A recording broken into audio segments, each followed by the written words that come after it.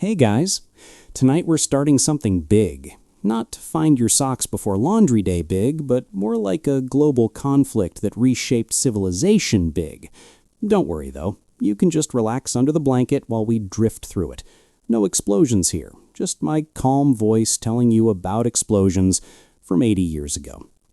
So, let's dim the lights, take a deep breath, and sink into the tale of how the United States went from minding its own business, well, mostly, to becoming the world's reluctant superhero in World War II. Or maybe anti-hero, depending on your opinion of dropping atomic bombs. America in the late 1930s wasn't exactly eager to join another European mess. The Great Depression had left people broke, tired, and not especially thrilled about funding tanks for strangers. Isolationism was the vibe. Congress even passed laws basically saying, "No thanks, Europe, keep your wars to yourself." It was the international equivalent of putting your phone on airplane mode. But you know how it goes. You can ignore the drama for only so long before it bangs on your door, or, in this case, flies planes into your naval base. December 7th, 1941, a Sunday morning. While Americans were eating pancakes, Japan was busy making history, and not the good kind. The attack on Pearl Harbor came like a slap with a flaming samurai sword. Nearly 2,400 Americans were killed, most of the Pacific Fleet was wrecked, and suddenly isolationism didn't feel so cozy anymore. Roosevelt's response? The now famous "Day That Will Live in Infamy" speech. Dramatic, yes, but not inaccurate. Congress declared war on Japan the very next day. Germany and Italy, being Japan's besties in the Axis, declared war on America. And, just like that, the U.S. found itself signed up for the full World War II package. Let's pause here and note something mildly ironic. The Japanese attack was meant to scare America into backing off in the Pacific. Instead, it lit a fire under the American industrial machine. If you've ever seen a teenager realize they're grounded for a month and suddenly they clean their whole room out of spite, that's kind of what happened. Factories that had been making cars switched to tanks. Typewriters became machine guns. Even Coca-Cola got into the war effort, bottling soda for soldiers overseas. If there was a way to mass produce it, America was churning it out. And let's not forget Rosie the Riveter, rolling up her sleeves with that iconic "We can do it" glare. Spoiler, she did do it. Millions of women entered the workforce, forever changing gender roles in the U.S. workplace, though naturally men tried to take credit later. But before the tanks rolled out and the soda bottles popped open, the U.S. needed to figure out strategy. Fight Japan first? Germany first? Both at once. This is like choosing between cleaning the bathroom or the kitchen when both are absolute disasters. The Allies eventually decided Germany was the bigger threat. Hitler's army was swallowing Europe like an all-you-can-eat buffet, and letting him keep snacking was not an option. So while the Pacific was on fire, American planners decided to focus more muscle on Europe and kind of multitask the Pacific, which sounds insane, but apparently worked. Meanwhile, back home, Japanese Americans were being rounded up and sent to internment camps, because nothing says land of the free like locking up your own citizens for looking vaguely like the enemy. Over 120,000 people, most of them U.S. citizens, were forced out of their homes and stuck in camps. Years later, America would apologize and cut some checks, but at the time, it was one of the darkest marks on the so-called arsenal of democracy. Now, while Pearl Harbor was the loud wake-up call, the years before 1941 are worth a sleepy stroll, because America wasn't totally detached from the world's problems. Franklin D. Roosevelt had already been slowly edging toward helping the Allies, sort of like a cat pretending it doesn't want attention, but gradually moving closer to the couch. The Lend-Lease Act of 1941 was the big hint. It let the U.S. lend weapons, supplies, and ships to Britain and later the Soviet Union, as if anyone really thought those things were coming back. It was basically Amazon Prime for wartime Britain. Need tanks tomorrow? Sure, we'll deliver. Roosevelt's critics screamed that it was dragging America toward war, which was true, but he sold it as helping out without getting our boots dirty. Cute idea until December 7th made boots very dirty indeed. And speaking of Roosevelt, let's talk about him for a moment. FDR was the ultimate wartime president. Charming, clever, endlessly pragmatic, and also hiding the fact that he couldn't walk unaided thanks to polio. He did speeches sitting down, handshakes leaning on aides, and kept the cameras carefully managed, a masterclass in controlling the narrative before Instagram filters were even a thing. He also had the kind of confidence that made people trust him, even when things were literally on fire. Imagine calmly telling a nation, "We got this," while Germany, Italy, and Japan were all sharpening their swords. That's leadership. Or delusion. Maybe both. But leadership alone wouldn't fight the war. America needed soldiers. Millions of them.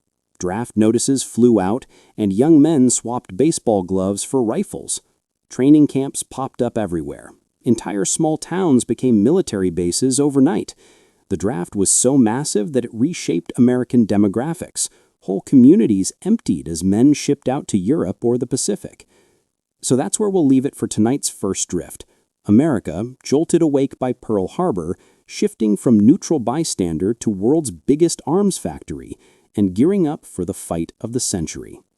Next time, we'll float into how the U.S. actually fought in two different theaters at once, what happened when soldiers hit the beaches of North Africa and Normandy, and why the Pacific was basically one giant leapfrog of bloody islands.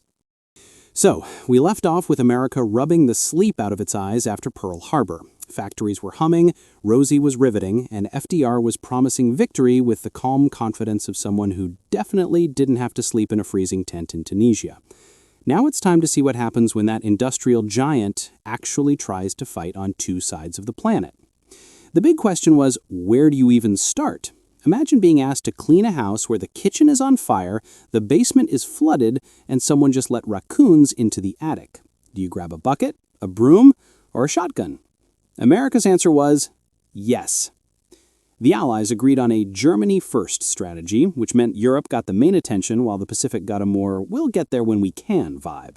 Not that the Pacific was ignored, but Germany was seen as the bigger, scarier problem. Hitler had tanks, planes, and an entire continent. Japan had islands. Very large, very stubborn islands, but still islands. So, the first major American boots-on-the-ground moment came in North Africa, late 1942, Operation Torch. Sounds dramatic, but really it was a cautious toe dip into fighting the Germans and Italians. U.S. troops landed in Morocco and Algeria, technically Vichy France territory, which meant, in practice, fighting the French first. Because, of course. Nothing says welcome to World War II than shooting at your supposed allies for a few days. The landings themselves were messy. American troops were young, green, and not exactly seasoned warriors. Some units got lost, others froze under fire, and there were embarrassing moments of complete chaos. Let's just say Eisenhower wasn't writing home bragging about it. But eventually things smoothed out, the Vichy forces switched sides, the Allies moved east, and now they had their first foothold. Cue Rommel, the German desert fox, slick, clever, and very good at making Allied generals sweat.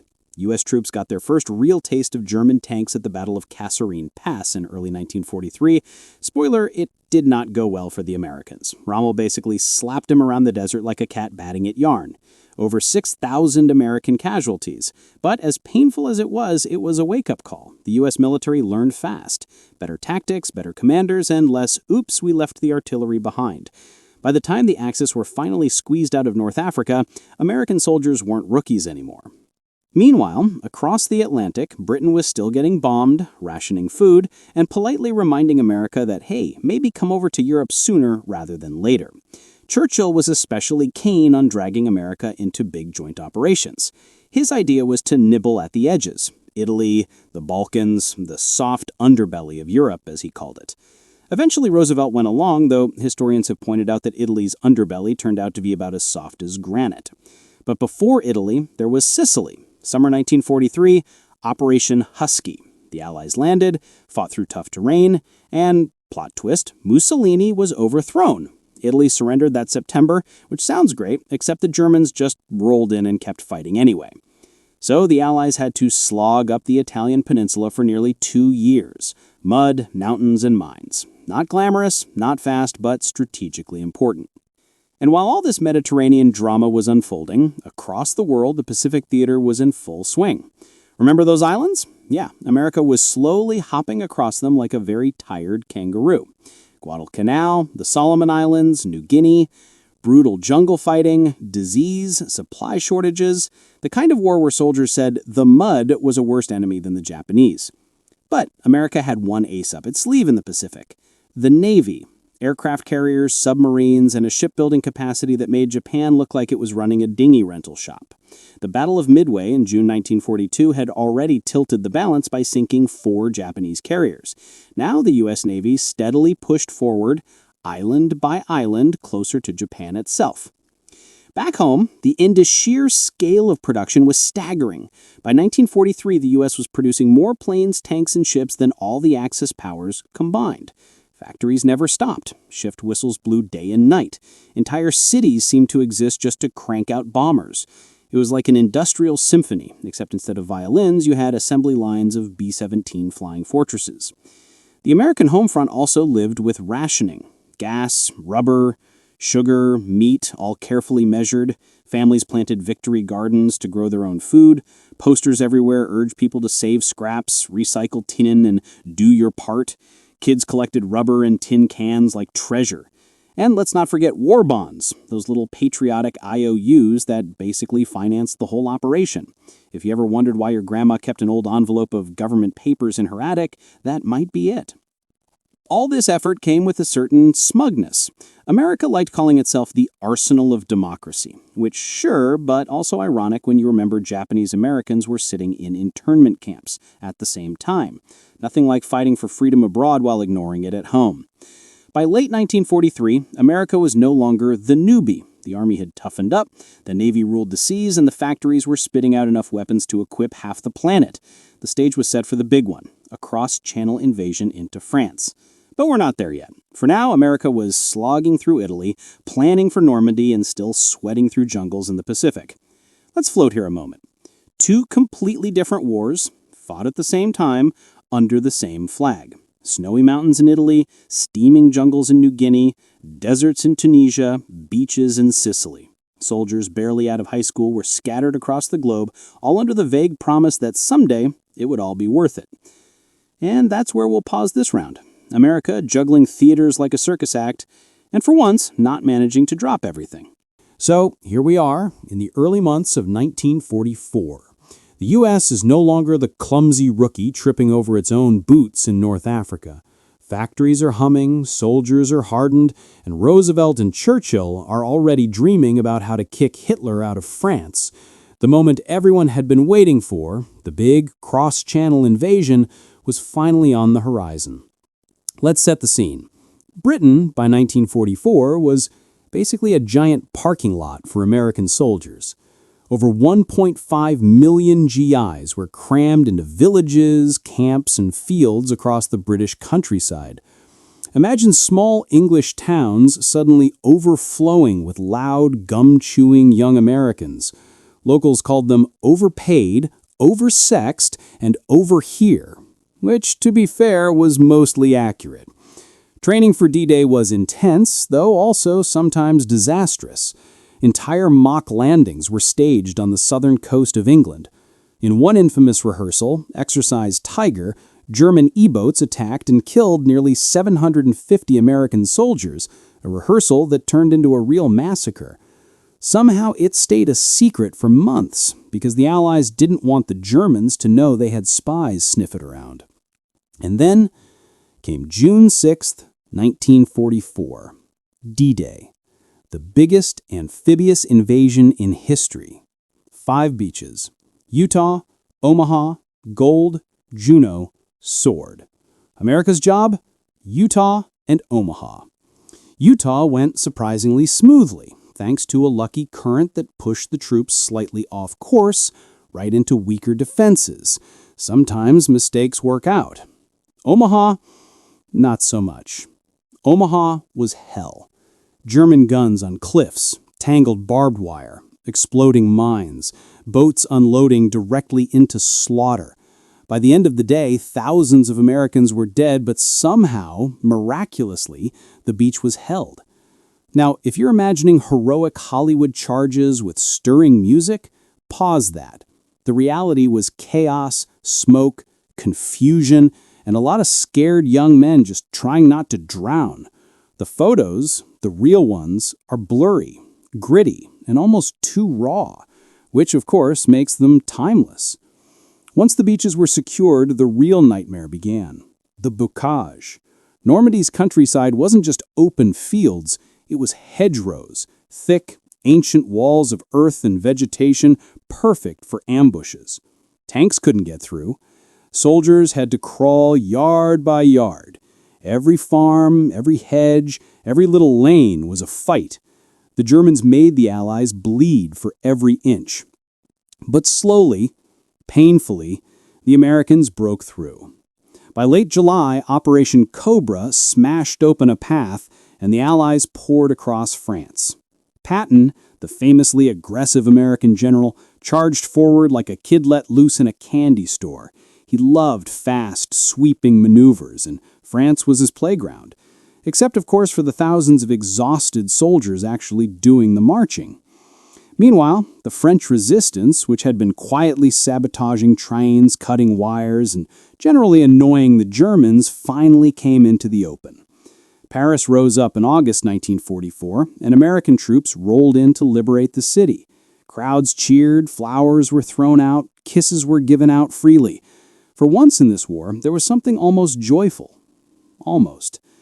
Back home, the liberation of France was celebrated with relief, but everyone knew it wasn't over. The German army wasn't finished, Hitler wasn't done throwing men into the fire, and the war in the Pacific, that was still grinding on, island by bloody island. But Normandy changed everything. It was proof that the U.S. could not only fight, but lead in Europe. Proof that Hitler's grip could be broken. Proof that the war, though far from over, had finally tilted. And so the Americans marched on, through France, toward Belgium, toward Germany itself. But the path would be anything but smooth.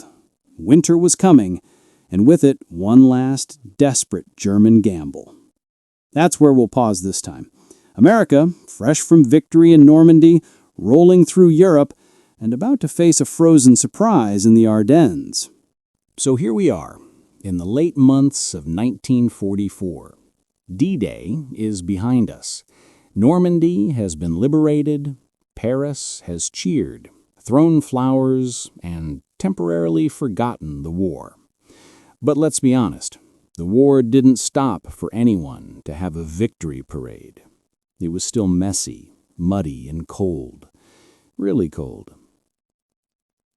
After Normandy, American forces pushed east through France with a mix of exhilaration and exhaustion. Supplies sometimes couldn't keep up. Roads were muddy, bridges destroyed, and every hill, farm, and forest seemed to have a German soldier waiting. It was the kind of slog that makes even the hardiest veteran question career choices. By December 1944, the Allies had moved into Belgium.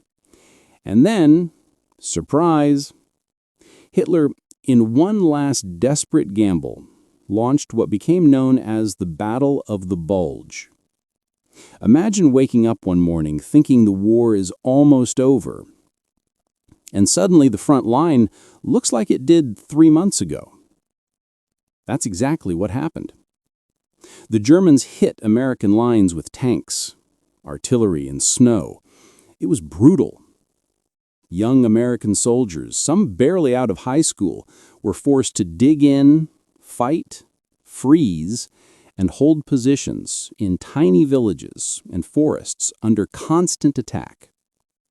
The Ardennes forest became a nightmare of mud, snow, and smoke. Casualties were high. Supplies dwindled. Radios went silent.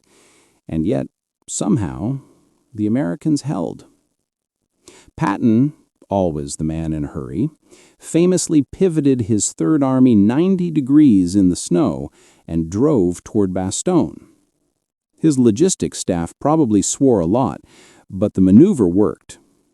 Bastogne was relieved, the German advance stalled, and the Allies regained momentum.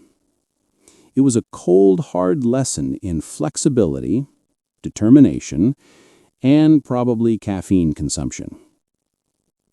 By early 1945, Germany's defenses were crumbling. American and Allied forces pushed across the Rhine, moving steadily eastward. Cities fell, factories were captured, and Hitler's once mighty armies were increasingly desperate. Occupied Europe looked war-torn, tired, and dusty.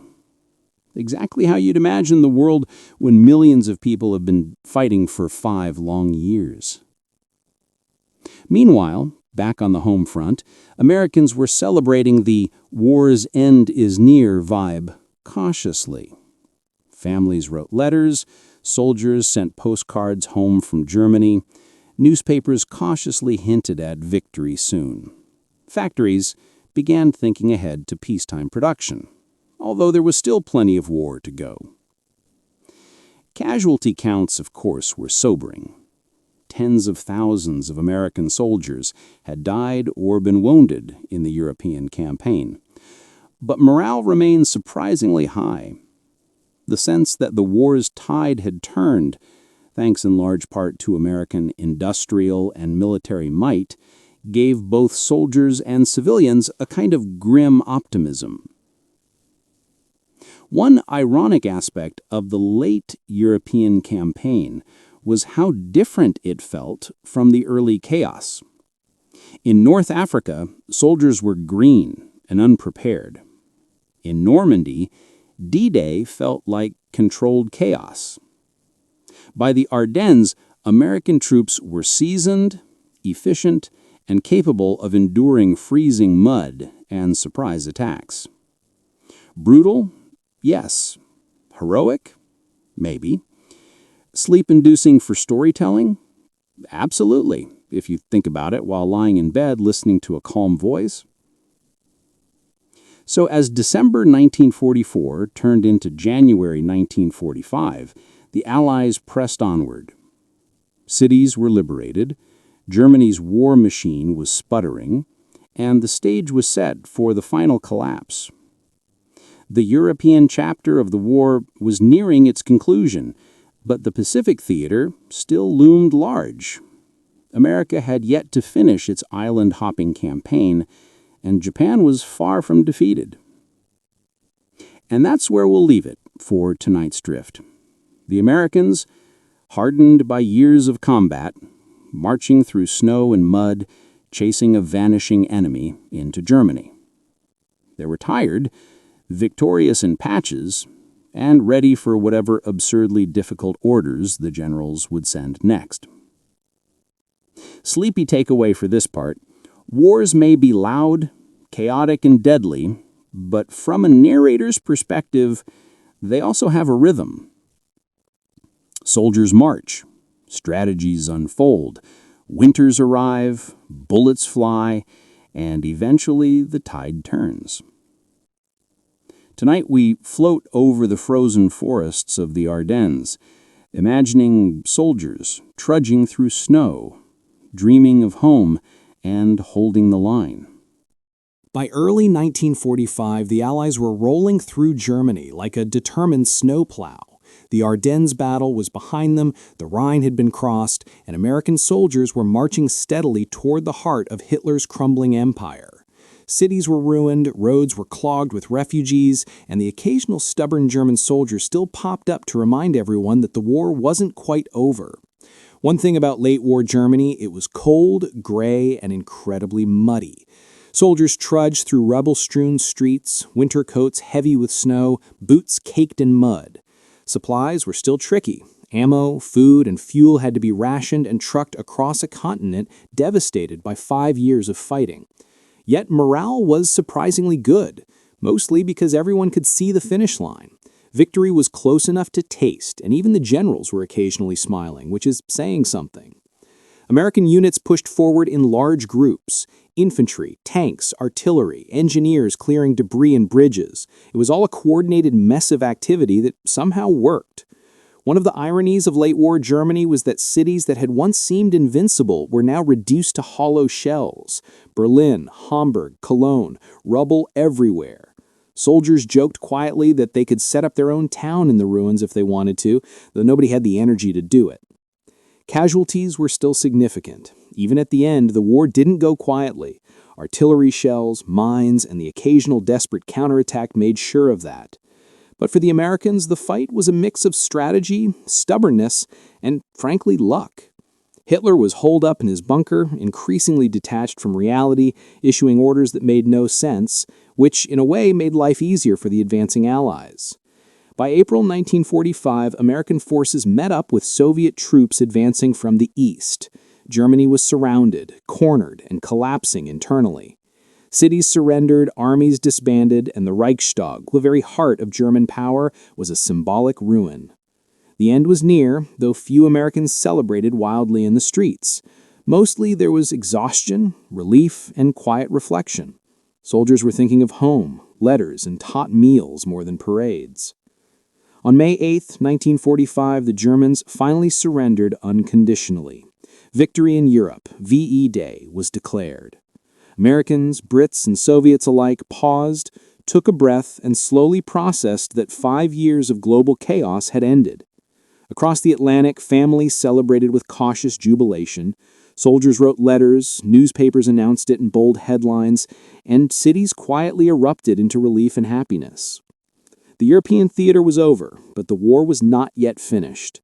America had triumphed in Europe largely because of industrial might, strategic planning, and the endurance of soldiers who had marched thousands of miles through mud, snow, and rubble. It was a remarkable achievement, though, as always, bittersweet.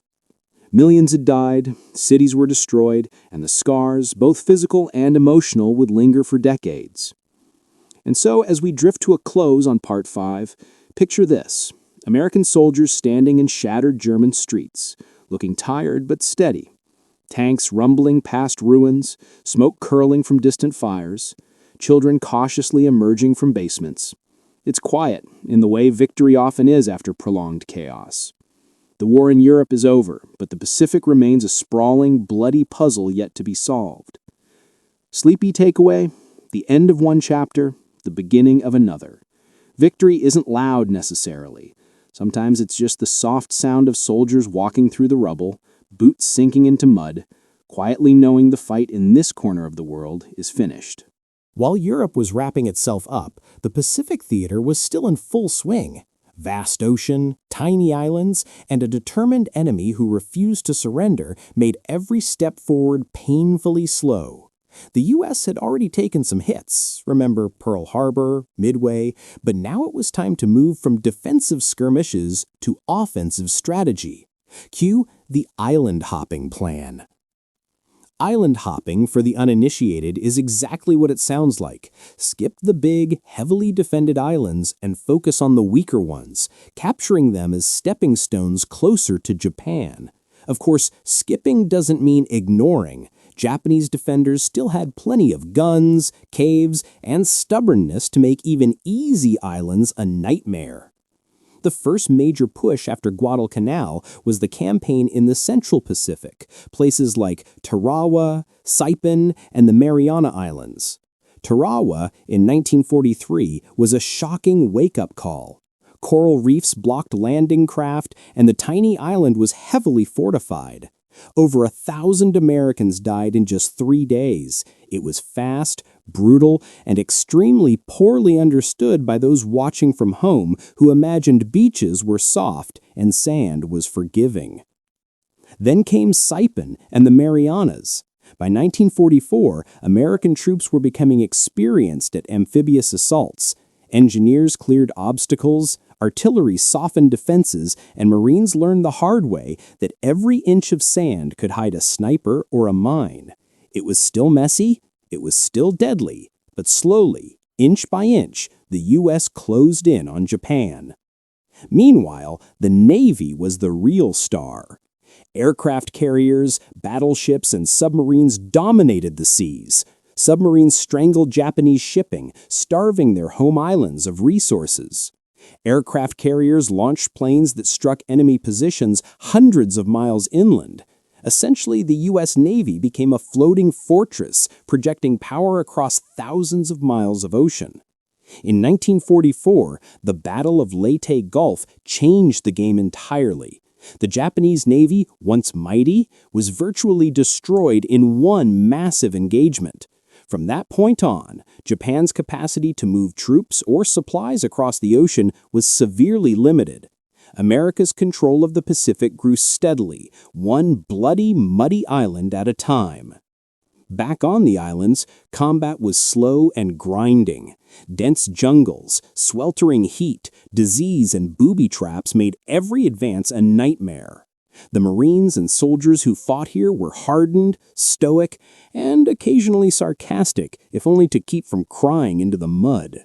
Letters home focused on small details: the food, the heat, the endless mosquitoes. Heroism often looked more like persistence than glory. By 1945, the Americans were getting close to Japan itself. Iwo Jima, Okinawa, tiny islands that demanded months of preparation and resulted in thousands of casualties. Iwo Jima, February 1945. Volcanic ash, fortified positions, and nearly 7,000 American casualties in a fight that was measured in yards. The iconic flag raising at Mount Suribachi, as we all know, captured the spirit of perseverance, exhaustion, and meticulous planning required to make progress. Okinawa followed, April to June 1945. It was the largest amphibious assault in the Pacific theater. The Japanese defenders fought to the last man. Kamikaze planes attacked ships continuously, and civilians were caught in the crossfire. Casualties were staggering on both sides. The Pacific War was exhausting, brutal, and strategically vital. Through it all, American industry and logistics continued to hum. Ships, planes, ammunition, and supplies flowed steadily. The war was slowly strangling Japan's capacity to resist. By mid-1945, the pieces were in place for the final act, the invasion of Japan itself, or, as it would turn out, an alternative ending involving the atomic bomb. And that's where we pause for Part 6. American forces, hardened by years of island fighting, standing in ash, mud, and jungle, looking across the Pacific toward the home islands of Japan. Exhausted, determined, and prepared for the final steps. Sleepy takeaway? In the Pacific, victories were measured in inches, islands, and sheer endurance. Every advance was costly, every victory tiny but essential. Yet the slow, persistent grind brought the Americans ever closer to the edge of Japan. By mid-1945, the American military had become a finely tuned, battle-hardened machine. The Pacific Campaign had been long, bloody, and exhausting. Iwo Jima and Okinawa had proven the Japanese defenses were stubborn to the point of obsession. Each captured island brought the Allies closer to Japan itself, but the cost was high. Thousands of casualties, endless mud, heat, and volcanic ash. Soldiers had been stretched to their limits. Planning an invasion of Japan was daunting, to say the least. The Japanese homeland was heavily fortified. Cities were wired with traps. Civilians were being mobilized for defense. A traditional invasion promised catastrophic casualties on both sides. The military planners and politicians had a problem. How do you end this without losing everyone? Enter the atomic bomb. The Manhattan Project had been running in secret since 1942. By July 1945, the U.S. had the capability to deliver a bomb of unprecedented destructive power. The first test, in New Mexico, proved it worked. Everyone involved quietly realized that war would never be the same. On August 6, 1945, the first bomb was dropped on Hiroshima. A black and white aerial photograph might have captured the mushroom cloud rising above the city if anyone had been there to document it safely. The destruction was nearly total. Buildings flattened, tens of thousands of lives extinguished instantly. For Americans, it was a shocking demonstration of military power, mixed with grim relief that the war might finally end. 3 days later, on August 9th, a second bomb hit Nagasaki. Again, massive destruction, massive loss of life. Soldiers on nearby islands and in the air witnessed something almost unimaginable. The Japanese government, confronted with the reality of total annihilation, finally surrendered. On August 15, 1945, Japan announced its unconditional surrender. VJ Day. Across the Pacific and back home in the United States, celebrations erupted. Families hugged, cities lit up with fireworks, and for the first time in years, people felt an overwhelming sense of relief. The war, the longest, deadliest conflict in human history up to that point, was finally over. American forces, exhausted, covered in years of battle grime, began the slow process of occupying Japan, overseeing reconstruction and returning home. Soldiers wrote letters, mailed souvenirs, and quietly processed what they had witnessed. Some would never forget the Pacific jungles, the ash of Iwo Jima, the smoke of Okinawa, or the mushroom clouds over Hiroshima and Nagasaki. The home front, meanwhile, began to shift to peace. Factories converted back to civilian production. Soldiers returned to families. Cities began rebuilding. And the world, though scarred, finally took a collective breath. Sleepy takeaway, the end of the war was not loud, even if history remembers dramatic moments. It was a mixture of relief, grief, and quiet reflection. The Allies had finally prevailed. America had proven its industrial, military, and strategic might on a scale previously unimaginable. And the world, at last, had some hope for rest, rebuilding, and an eventual return to normal life. So, as we gently drift to a close, picture the Pacific Islands, scorched and empty, the destroyed cities of Japan, and the tired American soldiers finally able to sit, breathe, and look forward to home.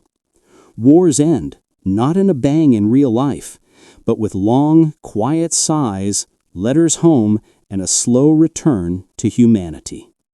With Japan surrendered and Europe liberated, the world finally had the opportunity to take a collective breath. But quiet is relative.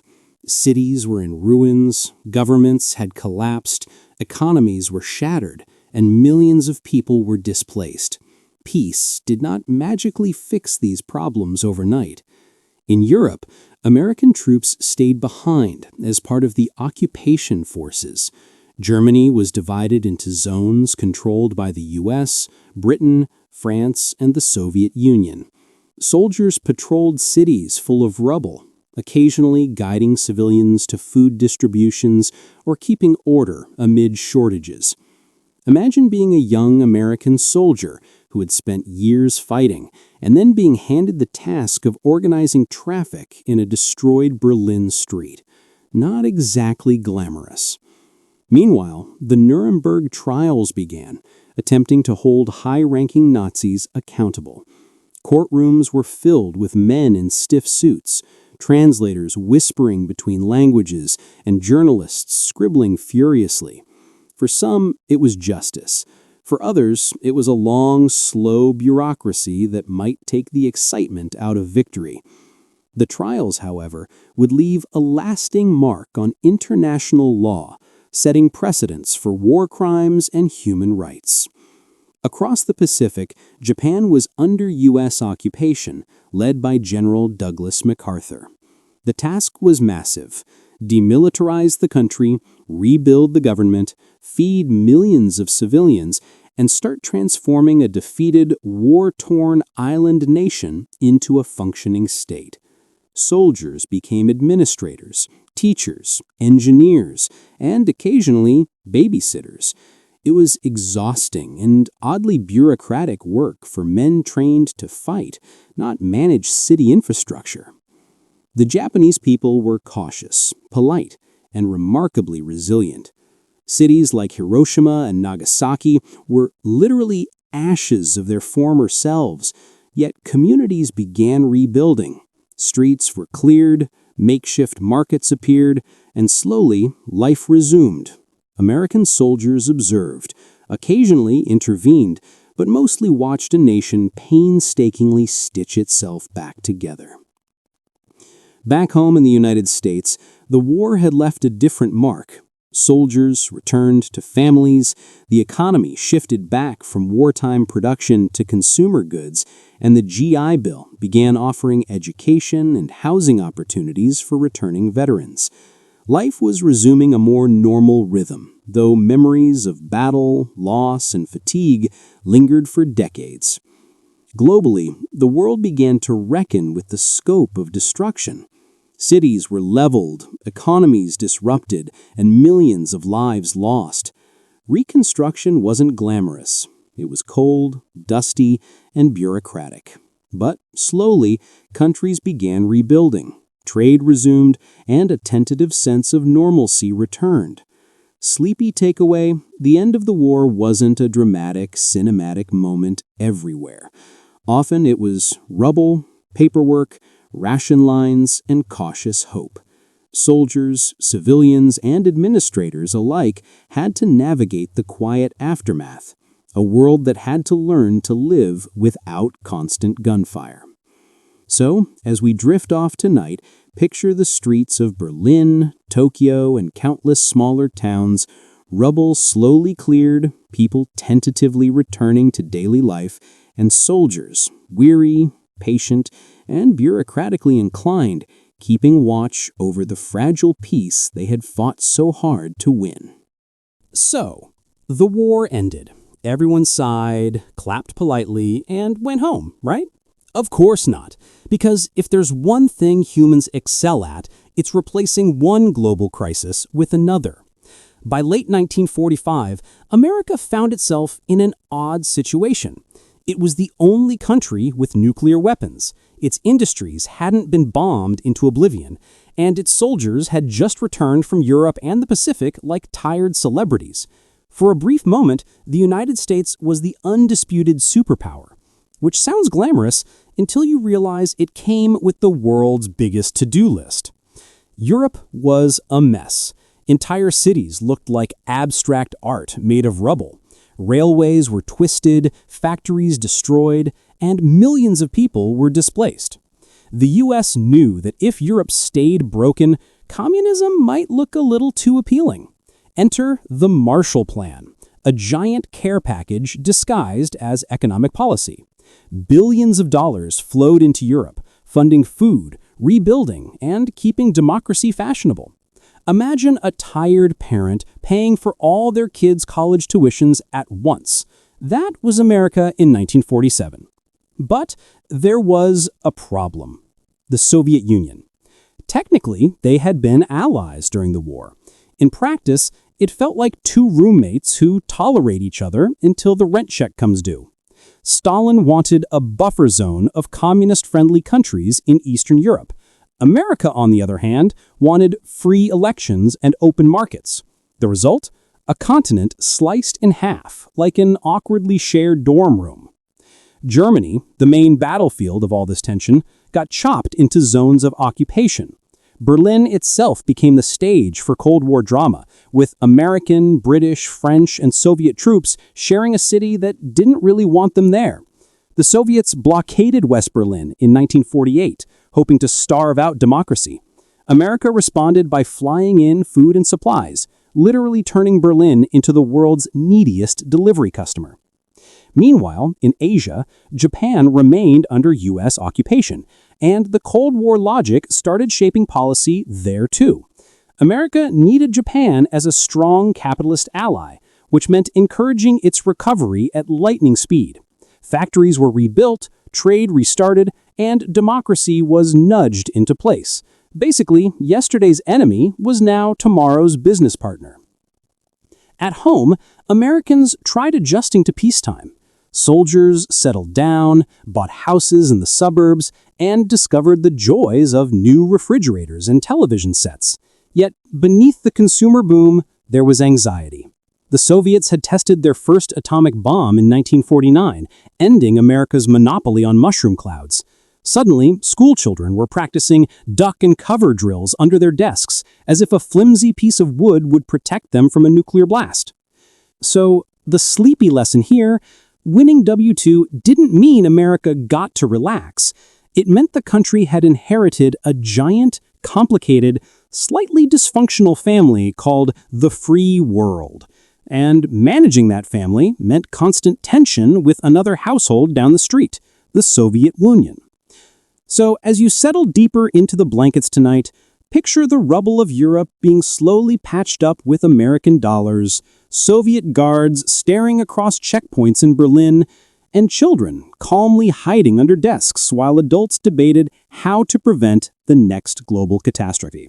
Because nothing says peace like preparing for the next war. The war was over, but for millions of Americans, the real battle was just beginning. Finding a house, a job, and some peace after years of rationing and deployment. It wasn't glamorous, but it shaped the world we live in today. Returning soldiers were handed the GI Bill, a generous government program that offered low-interest loans, paid for college, and basically kick-started the American middle class.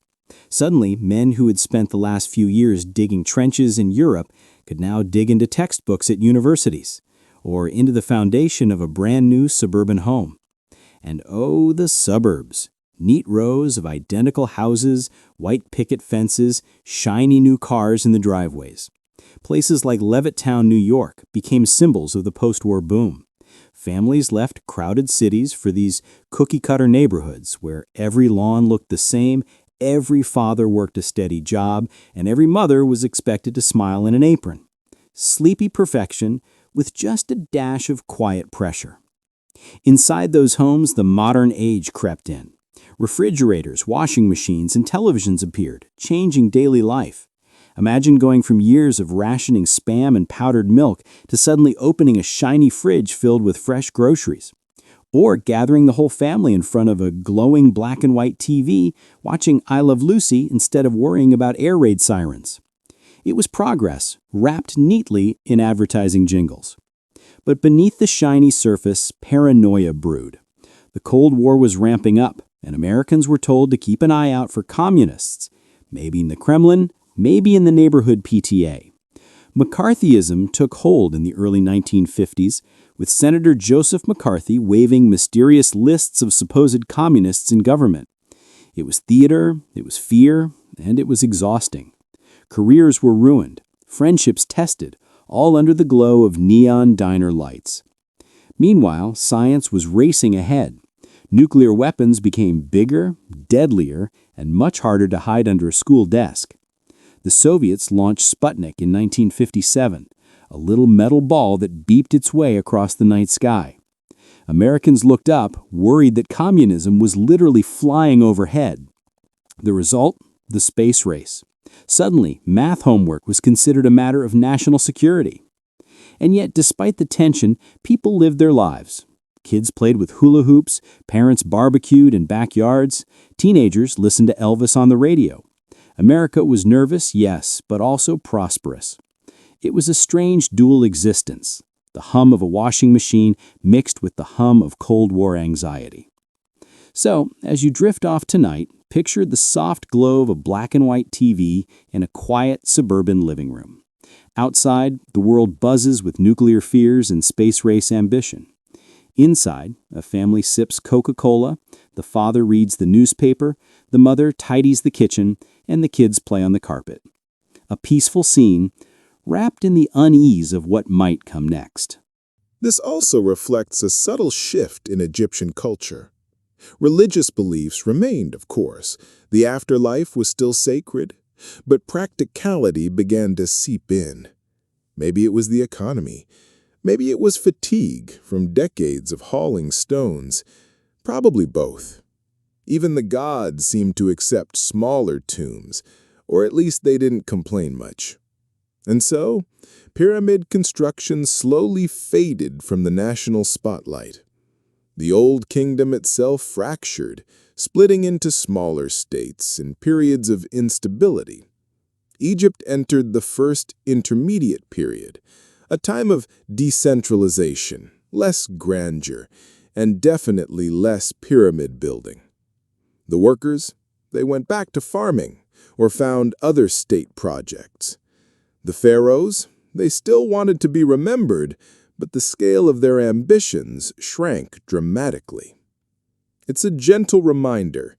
Even the most powerful civilizations eventually have to recalibrate. You can't build mountains of stone forever, no matter how divine you think you are. Still, the pyramids themselves didn't vanish. They stood quietly in the desert, a reminder of what had once been possible. Khufu's Great Pyramid remained the tallest, the most impressive. Khafre's pyramid and the Sphinx kept watch nearby. Menkaure's smaller pyramid reminded everyone that even modest efforts can last millennia. And for anyone lying in bed listening right now, it's kind of comforting. The grand ambitions, the failures, the quirky rulers, and the exhausted workers all leave traces. Even when the civilization shifts, the monuments remain. Silent witnesses to human determination, curiosity, and yes, stubbornness. So as we drift toward the end of this part, picture the plateau one more time. Sunset casting long shadows, the Sphinx looking tired but regal. Workers long gone, villages abandoned, the desert creeping in. Yet the pyramids remain, timeless, monumental, quietly defying history to forget them. And in that calm, you can almost hear the echo of ancient laughter, or maybe just the wind through the sand. Either way, the story of the pyramids is far from a simple tale. It's ambition, eccentricity, human ingenuity, and a little bit of exhaustion baked into stone. And that, my friends, is why the pyramids will always be mesmerizing, even thousands of years later. By the time the 1970s arrived, the United States was no longer the shiny, confident superpower it had imagined itself to be in the 1950s. The wounds of the Vietnam War were open and raw. Night after night, the television brought images of exhausted soldiers, body counts, and villages burning straight into American living rooms. For the first time, war was not a distant, heroic tale. It was a grim reality broadcast in black and white. The war dragged on, and so did the protests. Young people filled the streets with chants of "Bring the boys home." The draft tore at families, sending sons overseas who often never returned. By 1975, the inevitable collapse came. Helicopters lifted the last Americans off the rooftop of the U.S. Embassy in Saigon, a desperate and humiliating end to a war that had divided the nation. But the war wasn't the only storm. In 1972, a break-in at the Democratic headquarters at the Watergate complex in Washington seemed, at first, like a minor scandal. But slowly, like water dripping through cracks, the truth spread. It wasn't just a break-in, it was a cover-up, and President Richard Nixon was at the center of it. As investigators dug deeper, the evidence became impossible to ignore. In 1974, facing certain impeachment, Nixon became the first U.S. president to resign, saying simply, "I am not a crook." His fall shook Americans' trust in their leaders like never before. Meanwhile, an oil crisis rattled the economy. In 1973, after Middle Eastern nations restricted oil exports, gas lines stretched for blocks. People waited for hours to fill their tanks, sometimes only to find the pumps dry. Inflation soared, jobs vanished, and families struggled to keep up. the proud post-war boom had run out of gas, literally. Yet even in tough times, American culture thrived. The 70s gave birth to disco balls and roller skates, funky bell-bottom jeans and wild haircuts. Music pulsed through clubs as people danced away their troubles under glittering lights. Hollywood, too, entered a golden age, with films like Jaws, Star Wars, and Rocky becoming cultural landmarks. It was a strange, contradictory decade, scandal and mistrust on one side, creativity and self-expression on the other. America was searching, stumbling, and experimenting, unsure of what the future might bring. By the decade's end, one thing was clear. The innocence of the post-war years was long gone. What lay ahead was a nation that would have to face new challenges in a harsher, more complicated world. And so, the 1970s faded, like the sound of a disco song echoing out of a nightclub at closing time. And now, we arrive at the final stretch of our journey through the 20th century. Take a deep breath, settle in, and let the gentle rhythm of decades past wash over you. The late 1970s had left America tired, wary, and a little muddled, but life trudged on in the slow, deliberate pace that history often demands. The aftershocks of Watergate lingered like a faint, unwelcome scent. Americans had learned a simple truth. Even those in the highest office could be fallible, flawed, and occasionally a bit too clever for their own good.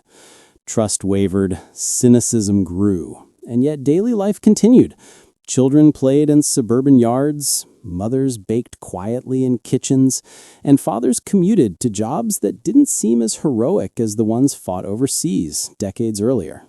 Life carried on in the comforting monotony of the mundane. Meanwhile, the Cold War remained a quiet hum in the background. Missiles, satellites, and nuclear tests all served as reminders that while the world could sleep, it should perhaps sleep with one eye open.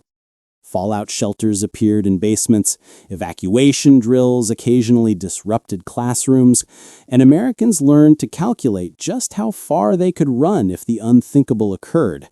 And yet, for most people, the sun rose, the mail arrived, and groceries were bought without much immediate concern for global annihilation. Culturally, the late 1970s gave way to the early 1980s with the flair of a disco ball rolling off the stage. Disco faded, replaced by new music, louder colors, and hairstyles that demanded attention. Arcades filled with the glowing buzz of video games, while at home, personal computers began creeping quietly into living rooms, machines that promised to be helpful, vaguely intimidating, and occasionally a bit baffling. Families adapted slowly, typing letters, learning rudimentary programs, and discovering that even small screens could hold hours of quiet distraction. The presidency of Ronald Reagan brought an odd combination of reassurance and spectacle. His speeches were calm, deliberate, and oddly comforting, as if the country's nerves might be soothed with just the right cadence of words. Inflation and unemployment began to ease slightly, offering a subtle promise that the economic malaise of the 1970s might be left behind. Meanwhile, the Cold War continued in its peculiar fashion, tense, distant, and full of carefully measured threats that could be mostly ignored in daily life. Socially, Americans navigated a delicate balance. Young people explored new forms of expression, music, fashion, movies, and yes, even roller skating rinks, while older generations tried to hold on to the stability of post-war routines. News cycles introduced them to distant conflicts, emerging technologies, and cultural shifts, all while life at home continued to unfold slowly. Families still celebrated birthdays, couples went on weekend drives, and children played outside with a sense of quiet possibility. Looking back, the twilight of the 20th century was both exhausting and quietly remarkable. America had endured wars, protests, assassinations, scandals, and economic crises. It had invented new technologies, launched humans into space, fought for civil rights, and danced under glittering disco balls. And through it all, people had persisted, often imperceptibly shaping the world around them while remaining largely unaware of the historical weight they carried. So, as this final chapter settles, dim the lights, draw the blankets up, and allow the story of decades past to lull you gently. History, with all its triumphs, mistakes, absurdities, and quiet moments, flows endlessly. It is both relentless and strangely comforting, a reminder that time moves forward whether we are ready or not. Let's drift forward gently into the modern era. Imagine the world as it emerged from the turbulence of the late 20th century, a place simultaneously more connected and more complicated than ever before. The 1980s and 1990s brought technology into daily life, reshaped culture, and introduced new challenges, all while ordinary people continued their quiet routines. At home, personal computers became more common, first in large, awkward boxes, later in sleeker designs. Families learned to navigate word processors, floppy disks, and the earliest games. It felt magical at the time, though looking back, it seems almost quaint. People sent their first emails, explored early networks, and marveled at the possibility of connecting with someone thousands of miles away without leaving their living room. Television, too, had grown more pervasive. Cable channels offered endless programs, from news to entertainment. Evening routines shifted slightly as families gathered to watch shows or hear world events summarized in calm, authoritative voices. News about distant conflicts, economic changes, or natural disasters came into homes instantaneously, shrinking the world, but also quietly increasing anxiety. The Cold War had slowly cooled by the late 1980s. The Berlin Wall fell in 1989, symbolically uniting a divided Europe. For many Americans, it was a strange mix of relief and disbelief. Centuries of tension seemed to dissolve in weeks. People cheered, hugged, and contemplated the strange power of history unfolding right before their eyes. And yet life at home remained familiar. Schools, workplaces, local politics, and the small dramas of family life persisted alongside these monumental changes. Technology continued to advance rapidly. Cell phones appeared, first as large, heavy devices that fit awkwardly into handbags or briefcases.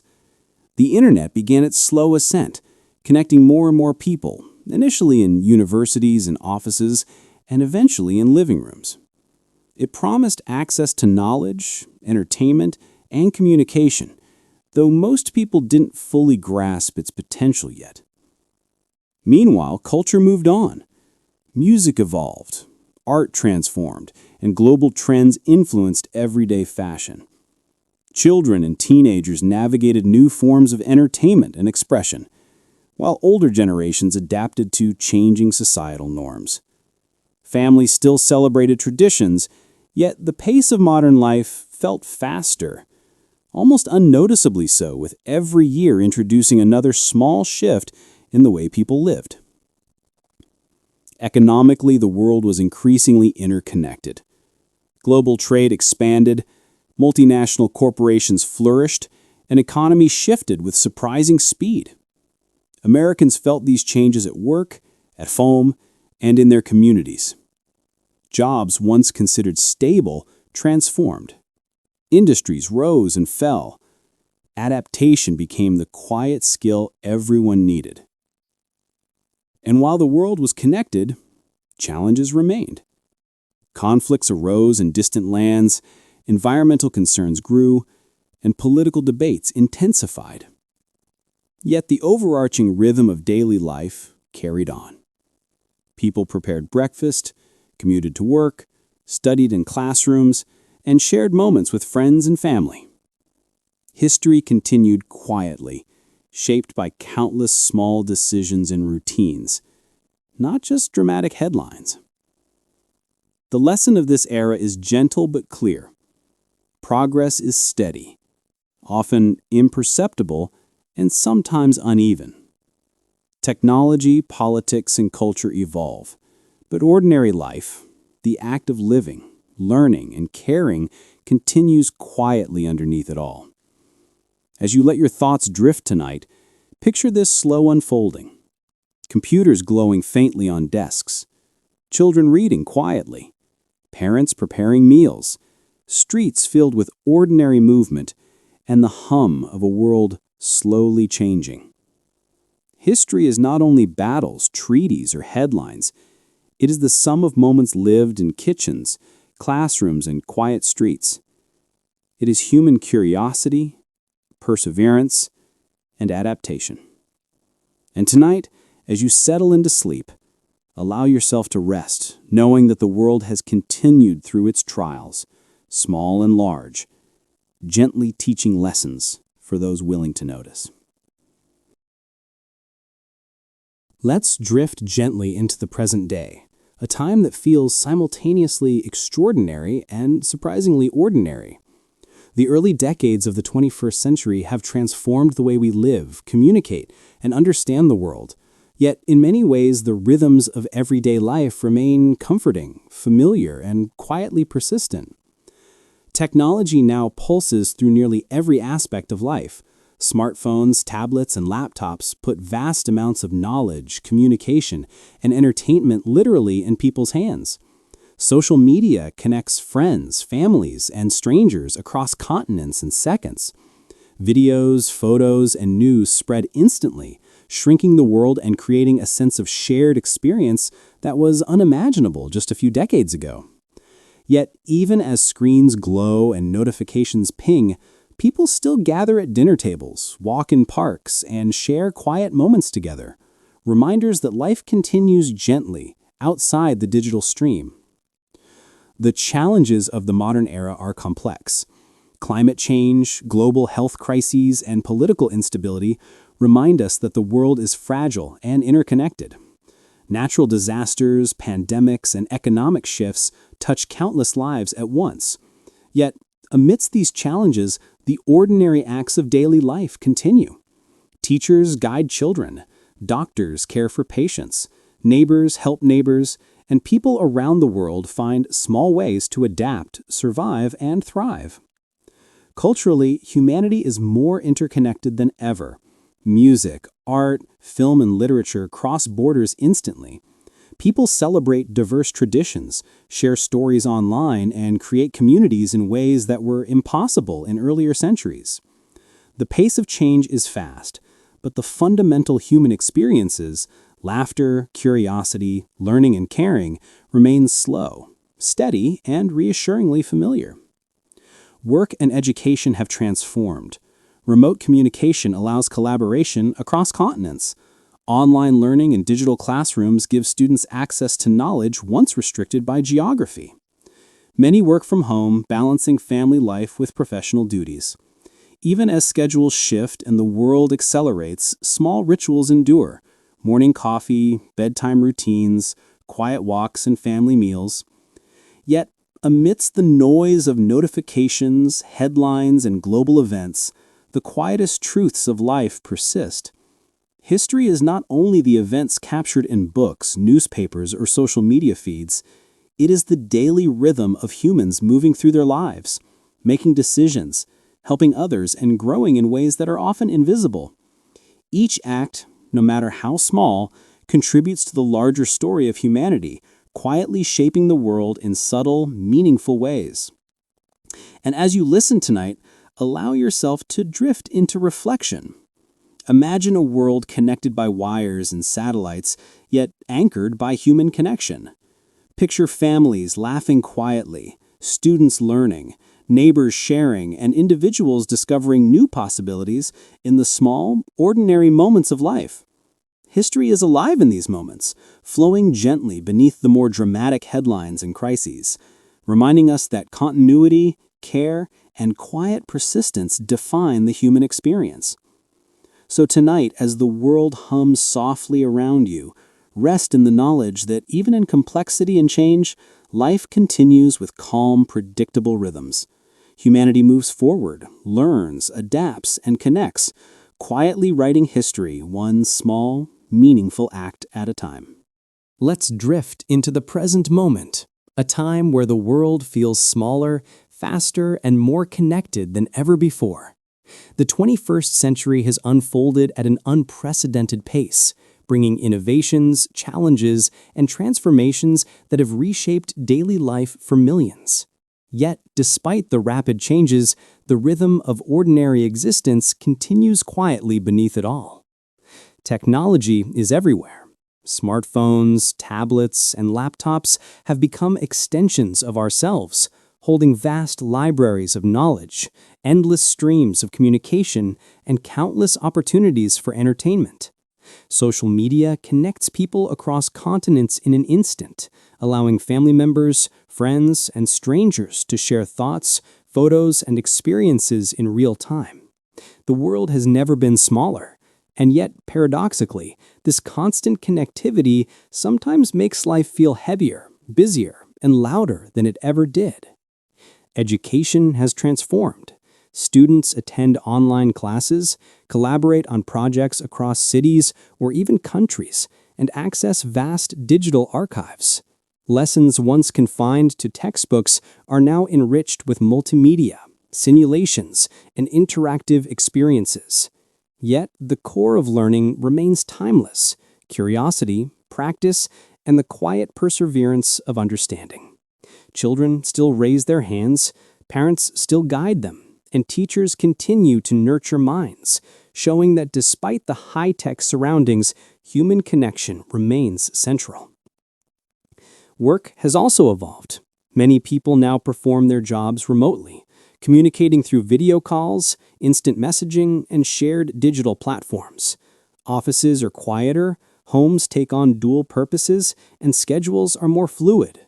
There is freedom in this flexibility, but it comes with subtle challenges.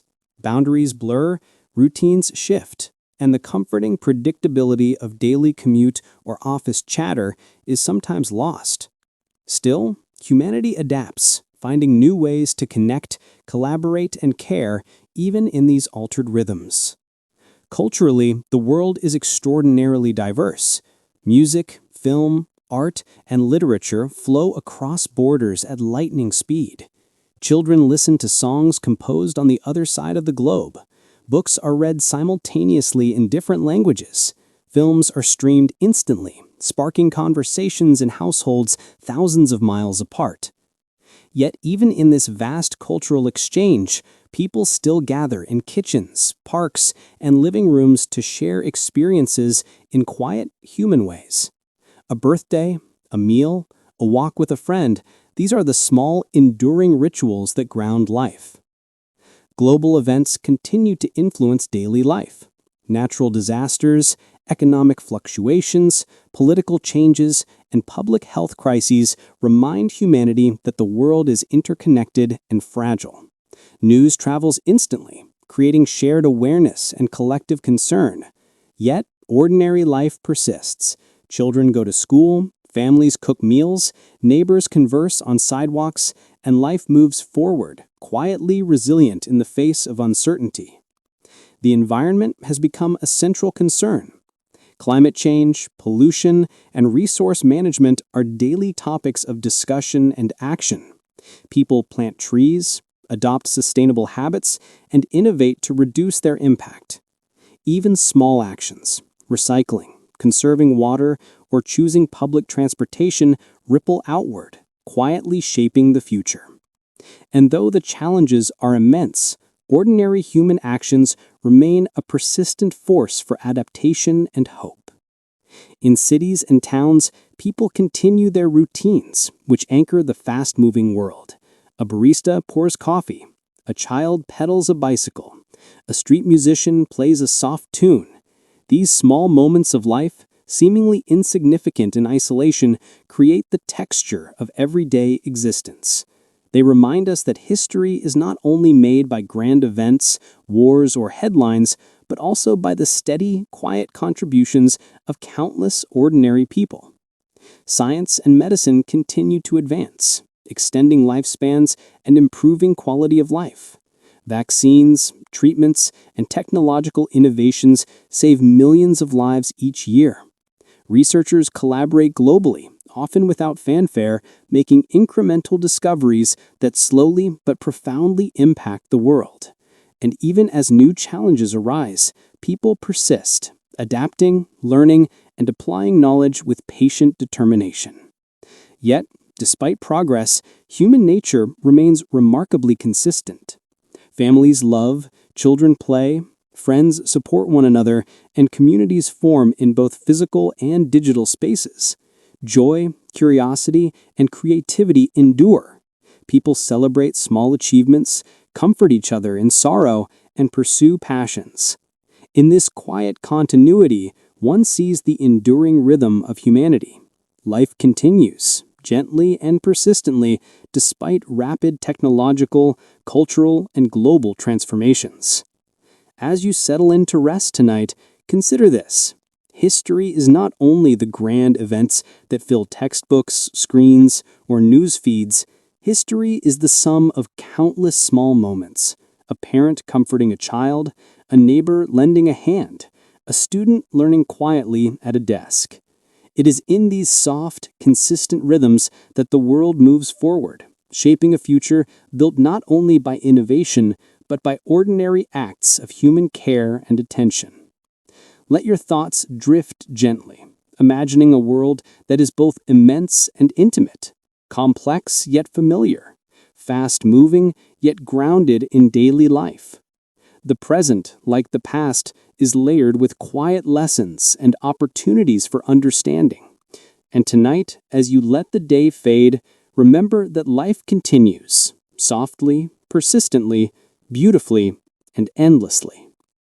Let's drift forward gently into a present that is both familiar and ever-changing. The early decades of the 21st century have brought remarkable transformations, from technological advancements to global connectivity, from cultural exchanges to new challenges that touch almost every corner of human life. Yet, amid this accelerating change, the quiet, enduring rhythms of daily life continue, grounding humanity in ways both comforting and profound. Consider the world today. Smartphones, computers, and other devices allow communication in real time across continents. People share ideas, stories, and experiences instantly. Social media platforms enable communities to form around shared interests, values, and goals. News travels instantly, bringing distant events into local living rooms. It is a world that is simultaneously immense and intimate, where a global awareness sits alongside the small, personal acts of daily life.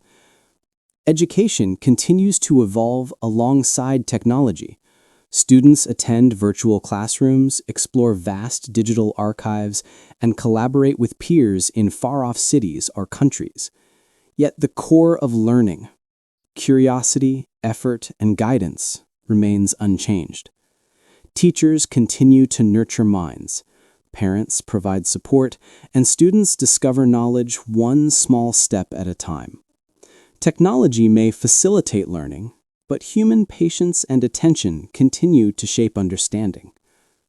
Work has also transformed in ways that would have seemed remarkable just decades ago. Remote work, digital collaboration, and flexible schedules allow people to balance professional and personal responsibilities in new ways.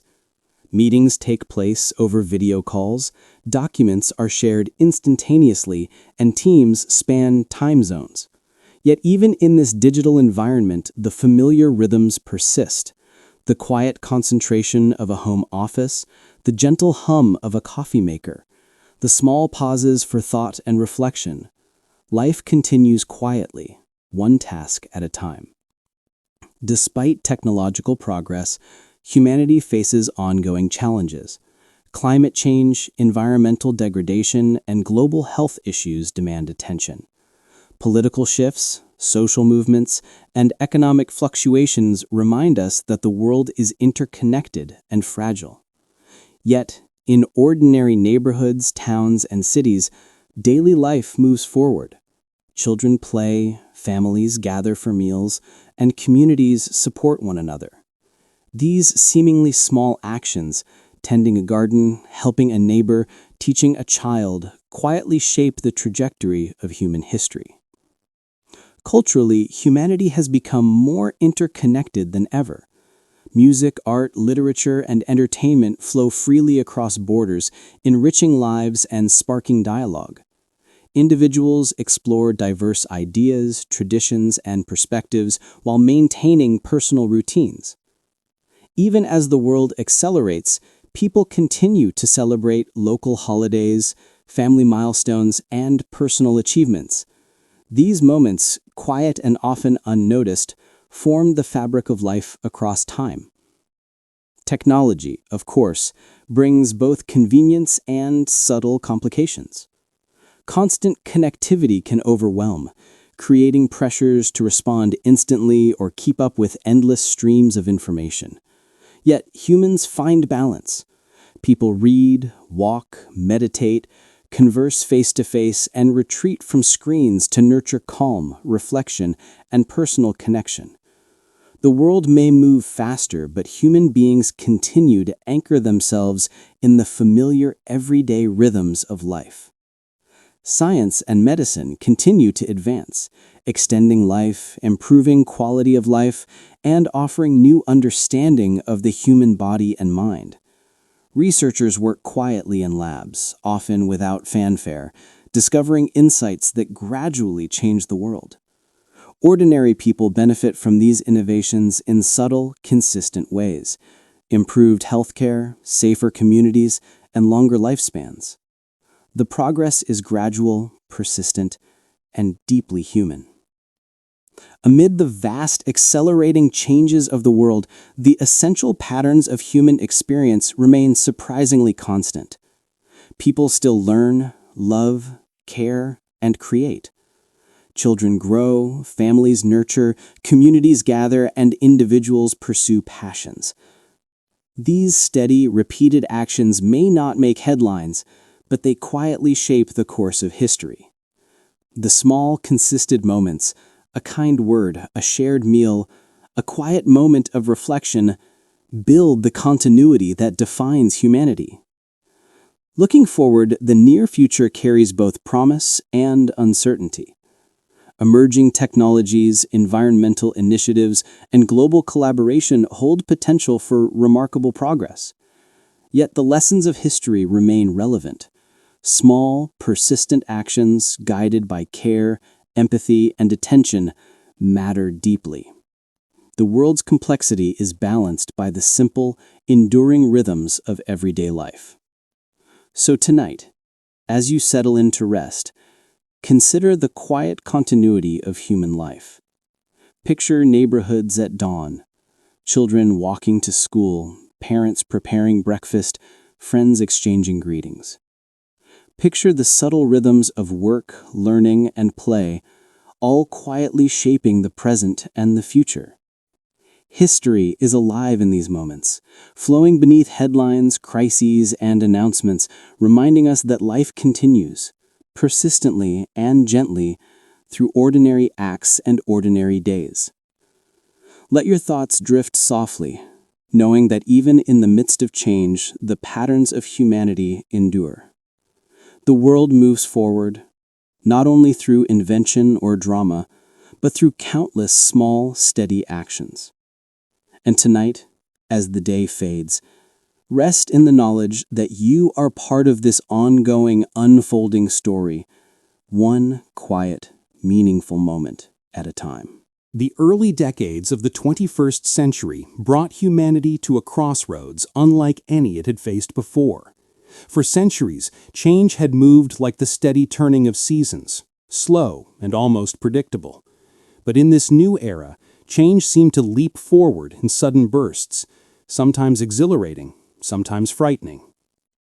Technology, culture, and global society all began to accelerate, weaving a story of both hope and uncertainty. Imagine standing in a crowded city square in the year 2020. Neon signs glow against the night sky, casting reflections across glass buildings that seemed to stretch endlessly upward. Cars pass quietly, many of them running not on gasoline but on electricity, gliding without the roar of engines. In people's hands, glowing rectangles connect them instantly to the rest of the planet. One person in that square could send a message to a friend across the ocean in less than a second, something unthinkable even a century earlier. This was the first sign of a transformation, the shrinking of distance, the collapse of space and time. The world no longer felt like a vast, disconnected map. It felt like a single, pulsing network. A child in Dhaka could learn from a teacher in New York. A farmer in Kenya could check weather updates through a phone app before planting his crops. A musician in Seoul could upload a song at night only to wake up in the morning to find millions of people across the globe humming the tune.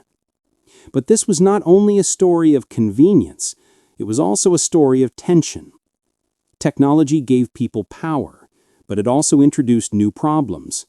Social media, at first a playful space for connection, began to shape politics, identity, and even truth itself. News spread in moments, but so did misinformation. A photograph could be altered, a voice could be imitated, and entire communities could be led astray by what they thought was real. At the same time, governments and corporations raced to build bigger, faster, and more powerful systems of surveillance and communication. Every tap of a screen, every search, every message left behind a trace, a digital shadow. And while many people enjoyed the benefits of this interconnected life, others began to question, at what cost? Parallel to this technological revolution came a profound shift in how people saw themselves and each other.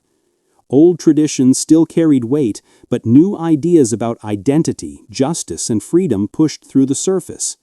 Movements for equality spread like wildfire, fueled by hashtags, videos, and voices that could no longer be silenced. In one part of the world, citizens marched for democracy. In another, workers demanded fair wages.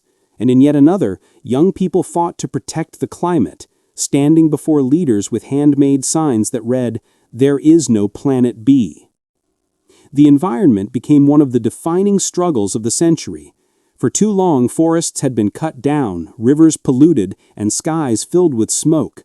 But as storms grew stronger and seas rose higher, humanity began to reckon with the damage it had done. Nations gathered to sign agreements. Scientists warned of tipping points, and everyday citizens tried to reduce their footprint. Yet the path forward was uneven. Some regions embraced renewable energy, while others clung tightly to fossil fuels. The battle for the Earth itself became a mirror of humanity's divided spirit. One step forward, one step back. Meanwhile, the question of power remained central. The old centers of influence, Europe and North America, still played a major role, but new powers emerged. China, India, and other nations rose with determination, building economies, technologies, and infrastructures that rivaled those of the West. The world was no longer a single empire or a single system. It was multipolar, full of shifting alliances and uncertain balances. This uncertainty touched every corner of life. For workers, automation brought fear and opportunity. Machines began to replace jobs that once provided livelihoods. Yet at the same time, new industries emerged, ones that no one had imagined before. Artificial intelligence, once a dream of science fiction, now guided traffic, translated languages, and even wrote stories. For some, AI was a tool of progress. For others, it was a symbol of anxiety, proof that humans might someday be replaced by the very things they had created. Education itself began to shift. No longer tied only to classrooms, it spread through online courses, videos, and interactive platforms. A teenager could learn programming from a stranger halfway across the globe. A grandmother could attend lectures on history from the comfort of her home. The barriers of age, class, and geography weakened, and knowledge became a shared global treasure. And yet, even as knowledge spread, inequality remained a stubborn shadow. In some cities, skyscrapers glittered with wealth, while just streets away, families struggled to afford food. Technology connected the world, but it also revealed the gaps more clearly. A billionaire could fly to space for leisure, while a farmer's child might still walk miles to fetch clean water. Religion and philosophy, too, adjusted to this shifting landscape. Ancient faiths remained strong, offering comfort in times of uncertainty. But new spiritual movements emerged as well, blending traditions or focusing on personal mindfulness. Many people, feeling overwhelmed by the speed of modern life, turned inward, seeking balance, meditation, or simplicity. The old question, "What is the meaning of life?" never disappeared. It only found new voices, new answers, and new expressions. And all the while, art continued to flourish. Painters, writers, filmmakers, and musicians used the tools of the age to explore timeless themes: love, loss, hope, and struggle. Some created massive digital worlds that millions could explore at once. Others returned to small, intimate crafts, insisting that in a world of machines, the human touch was more precious than ever. If you look at this period from a distance, it feels like a storm of contradictions. Faster progress than ever before, yet deeper uncertainties. A world more connected than ever, yet more divided in how it chooses to move forward. It is as if humanity had stepped onto a bridge suspended over two vast landscapes, the past behind and an uncharted future ahead. And standing on that bridge, people began to ask themselves, where are we going? What kind of world do we want to leave behind? Will our inventions become our greatest triumph or our greatest downfall? For now, the answers are not yet written. The story of this century is still being told, moment by moment, decision by decision. What is clear is that this is not a time of stillness. It is a time of transition, a turning point where every choice matters. When future generations look back at the early 21st century, they may see it as an age of beginnings, an age when humanity realized both its incredible power and its deep responsibility. An age where we learned, painfully but unmistakably, that our fate is not separate from one another nor from the earth itself. The world has always been changing, but now, more than ever, we are aware that the choices of today will echo into the centuries to come.